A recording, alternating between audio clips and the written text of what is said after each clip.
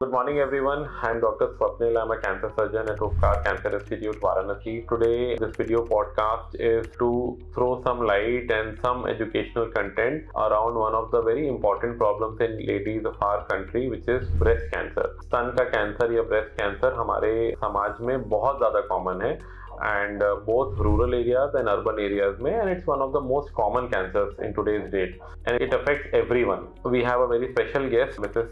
Sadaf. She got diagnosed with breast cancer some time back. ये लोग उड़ीसा से belong करते हैं and because she had her roots in Varanasi, she got in our contact and she had come to us for her treatment. Her journey is still continuing. अभी तक treatment खत्म नहीं हुआ है, सिर्फ surgery हुआ है.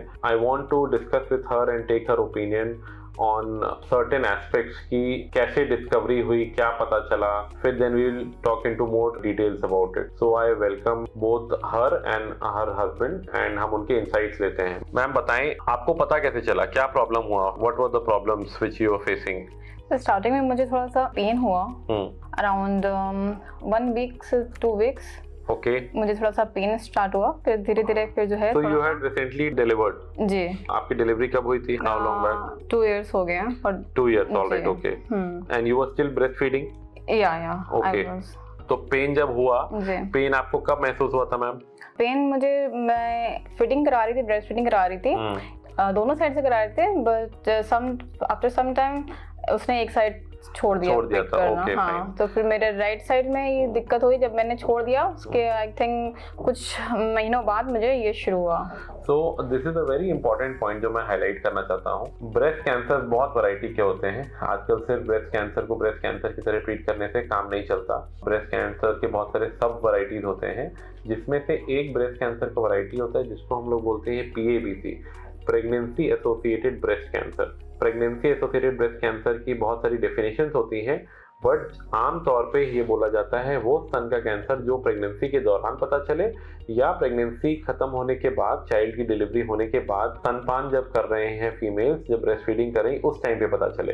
ये खासकर क्यों इंपॉर्टेंट होता है ये जानना बहुत ज़रूरी है, क्योंकि प्रेगनेंसी एसोसिएटेड ब्रेस्ट कैंसर जो होता है ना, उस टाइम पे एक लेडी के शरीर में बहुत सारे हार्मोनल चेंजेस चल रहे होते हैं, बहुत सारी चीज़ों का उतार चढ़ाव हो रहा होता है, जिसके कारण ब्रेस्ट में ऑलरेडी छोटे मोटे चेंजेस पता नहीं चलते. हमें छोटी मोटी गांठें इग्नोर हो जाती हैं, ये सोच के अरे नहीं तो प्रेगनेंसी के दौरान ब्रेस्ट का साइज ऑलरेडी बड़ा हो रहा है बच्चे को दूध पिलाने के चक्कर में, तो इसीलिए तो नॉर्मल है.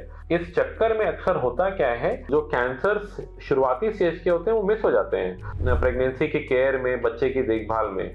अच्छा, दूसरा उसका सोशल पार्ट ये होता है कि जब भी बेबी होता है या प्रेगनेंसी होता है तो पूरे फैमिली का अटेंशन बेबी के ऊपर होता है, इवन मदर का भी पूरा अटेंशन बेबी के ऊपर होता है. तो अक्सर मदर की खुद की हेल्थ के छोटे मोटे इश्यूज इग्नोर हो जाते हैं. तो इसलिए जनरली हम लोग देखते हैं अपने क्लिनिकल एक्सपीरियंस में कि जो प्रेगनेंसी एसोसिएटेड ब्रेस्ट कैंसर होते हैं उसका रिजल्ट ज्यादा खराब होता है बाकी सब ब्रेस्ट कैंसर्स के तुलना में. इसीलिए ये टॉक सिर्फ और सिर्फ मैं इस पे फोकस करना चाहता हूँ, प्रेगनेंसी एसोसिएटेड ब्रेस्ट कैंसर्स पे.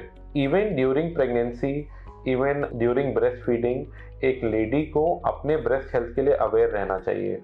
कभी भी छोटे मोटे जो गांठें हो रही हैं उनको इग्नोर नहीं करना चाहिए. आपको लग रहा है कि गांठ कोई है जो आपको लगातार परेशान कर रही है और बढ़ती जा रही है, तो उसको इग्नोर मत करिए, उसका तुरंत आप टेस्ट करवाइए, क्योंकि ये अंदर पनप रहे किसी कैंसर का भी साइन हो सकता है, और उसको इन्वेस्टिगेट करा लेंगे और अप्रोप्रिएट ट्रीटमेंट लेंगे तो उसका सही समय पर समाधान कर लेंगे. तो मैम का ऐसे ही जब जर्नी स्टार्ट हुई, जब वो आए, फिर भी I am thankful that ma'am हमारे पास जिस टाइम पे आए थे उनका कैंसर हम लोग बहुत स्टार्टिंग स्टेज में डिटेक्ट कर पाए, जो कि बहुत अच्छी बात है हमारे लिए और मैम के लिए, दोनों लोगों के लिए.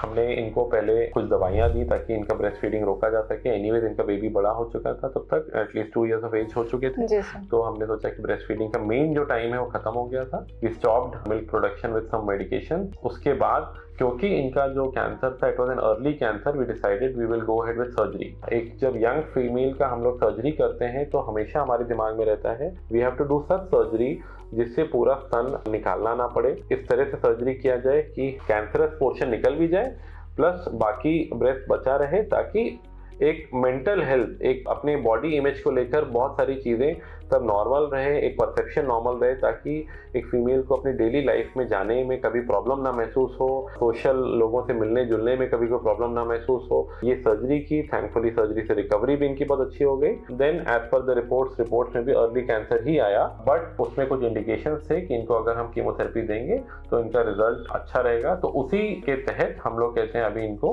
कीमोथेरेपी दे रहे हैं। ऑलरेडी मैम की 2 साइकिल्स हो गए हैं, I mean third one. Chemotherapy का एक्सपीरियंस मैम कैसा चल रहा है? आपको डर लगता है? जी सर, डर तो लगता है, लेकिन अब 2 बार हो गया तो आई एम सेटिस्फाइड।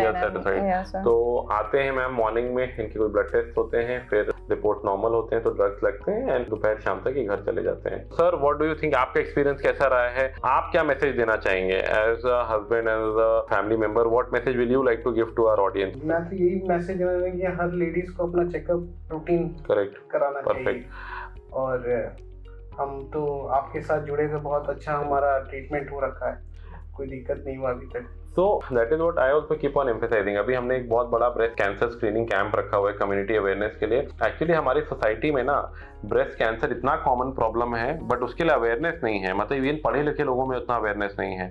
तो आई विश दैट इस अपॉर्चुनिटी को लेकर अगर हर एक आदमी अपने घर के मदर, सिस्टर, वाइफ, डॉटर, इनको एजुकेट कर देगा ना, तो भी बहुत बड़ा काम, एक अचीवमेंट हो जाएगा। तो this is the whole purpose of this video. So anyways, wish you all the best for your journey, and I hope कि सब कुछ प्लान मुताबिक अच्छा ही चलेगा। And then we will see कि और क्या क्या कंपोनेंट्स रहेंगे आपके ट्रीटमेंट के। ठीक है, alright, okay, thank you sir.